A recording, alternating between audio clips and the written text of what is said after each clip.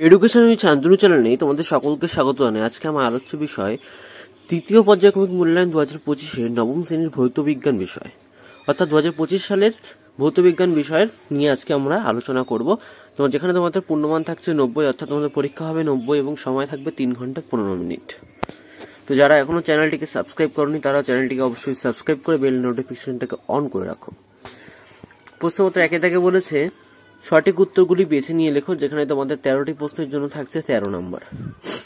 1 calorie তাপ উৎপন্ন করতে হয় 4.2 জুল। আমি কিন্তু তোমাদের খালি উত্তরটাই বলে দিচ্ছি, অপশনগুলো তোমরা দেখতেই পাচ্ছ, আমি খালি তোমাদের উত্তরটা আলোচনা করে দিচ্ছি। নিউটনের তড়িতাধানের পরিমাণ হচ্ছে, এর মধ্যে কোনোটিই নয়। 17 গ্রাম অ্যামোনিয়াতে যে পরিমাণ হাইড্রোজেন আছে তার পরিমাণ কত? 3 গ্রাম। একটি প্রাকৃতিক কলয়েড হলো কুয়াশা। নিচের কোনটি যৌগিক বল পরীক্ষা দ্বারা শনাক্ত করা হয়? সেটি হচ্ছে HNO3।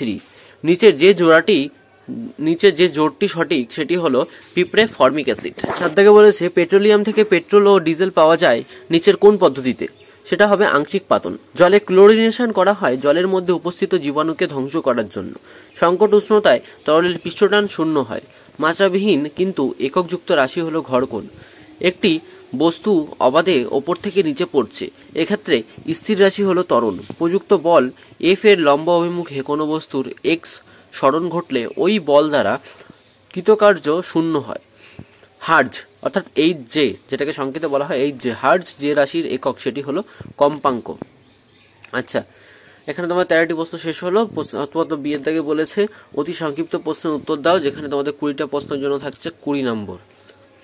আচ্ছা, এক দাগে বলেছে 11O2 এর ইলেকট্রনিক বিন্যাস লেখো। উত্তর হবে 2,4।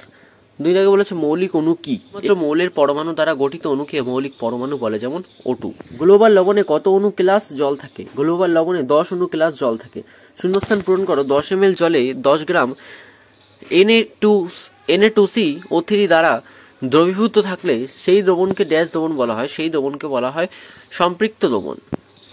TNT একটি বিস্ফোরক পদার্থ। এটি উৎপন্ন করতে কোন অ্যাসিড ব্যবহার করা হয়?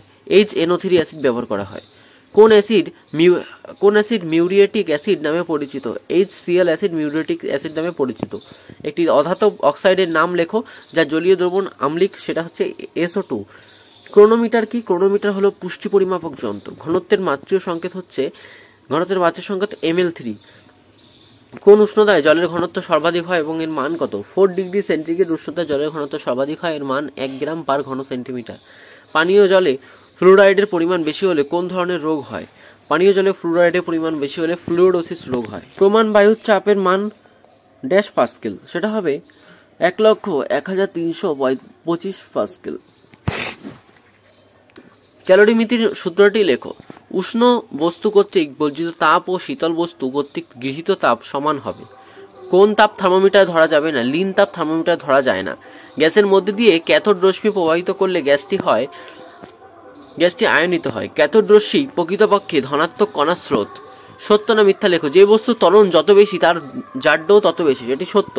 দুটি ভেক্টর রাশির গুণফলের তৈরি একটি স্কেলার রাশির নাম লেখো। দুটি ভেক্টর রাশির গুণফল তৈরি একটি স্কেলার রাশির নাম হচ্ছে কার্য। অশ্বক্ষমতা ও ওয়াটের মধ্যে সম্পর্ক হচ্ছে 1 অক্ষ ক্ষমতা সমান 746 ওয়াট, অর্থাৎ 746 ওয়াট।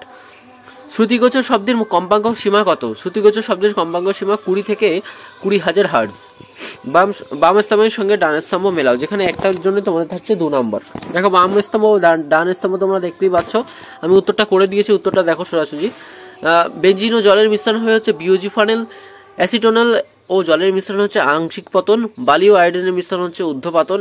NaCl ও জলের মিশ্রণের দমন হচ্ছে পাতন। আচ্ছা, এই তোমাদের এখানে 2 নম্বরের প্রশ্ন শেষ হলো। ডি নম্বরে বলেছে সংক্ষিপ্ত উত্তর দাও, যেখানে তো আমাদের 15টা প্রশ্নের জন্য থাকছে 30 নম্বর, অর্থাৎ এক একটা প্রশ্ন 2 নম্বর করে। আইসোটোপ বা সমস্থানিক কাকে বলে? মোল বলতে কি বোঝো?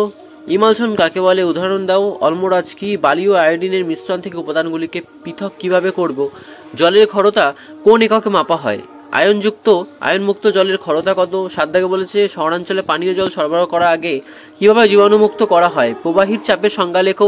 একটি স্কেলার না ভেক্টর রাশি তা লেখো। আর্কিমিডিসের নীতি বিবৃত করো।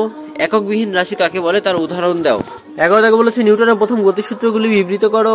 12 দাগে বলেছে ক্ষমতা ও বেগের মধ্যে সম্পর্ক প্রতিষ্ঠা করো। একটি পাম্পের গায়ে 1.5 HP লেখা আছে, এর অর্থ কি? শব্দোত্তর ও শব্দোত্তর শব্দ শুনতে পায় এরূপ একটি প্রাণীর নাম লেখো।